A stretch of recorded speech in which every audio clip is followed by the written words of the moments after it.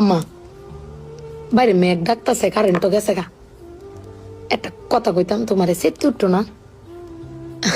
তোমার মানে কয়দিন ধরে না আমি একটা জিনিস ভাবতেছি, এবার ঈদে জিনিসটা আমার চোখ পড়ছে। ভাবতেছি তোমার কেমন তুমি সেফটি উঠো কিনা, ডরের সুডোর দিন কইছি না। শোনো, তুমি ব্যাগবালা চিল্লাও না, আব্বার লগে গড় চিল্লাও না যে তোমার কেউ নাই, তোমার কেউ কিস্তা দেয় না, এই সংসার আইয়া তোমার জীবন ডক্করে বৃত হয়েছে গা, কিস্তা পাইছো না জীবনে। আমি একটা জিনিস আম্মা এবারই তো ভাবলাম, তুমি চিল্লাই হইলেও আব্বারে কইতারো, চিল্লাইতারো, আমরারে শুনাইতারো।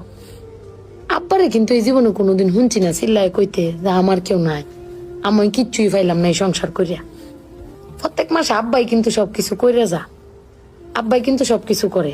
এবার ঈদেও দেহ আব্বা আমারও সালামি দিছে, বুবাইরেও সালামি দিছে, বাইজানরেও সালামি দিছে, তোমারও কিন্তু সালামি দিছে কম আর বেশি।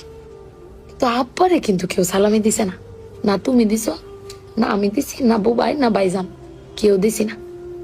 আব্বার কিন্তু এটা লই আক্ষেপ নাই। কিন্তু একবার ভাইবে দেখছো, তুমি চিল্লাইতারো কইতারো, আমি চিল্লাইতারি কইতারি, বুবাই বাইজান বে চিল্লাইতারি আব্বার উপরে। আব্বার তো চিল্লানির কোনো জায়গা নাই। আব্বা কিন্তু না পাইলেও কোনো সময় কয় না যে আমারে কেউ দিল না।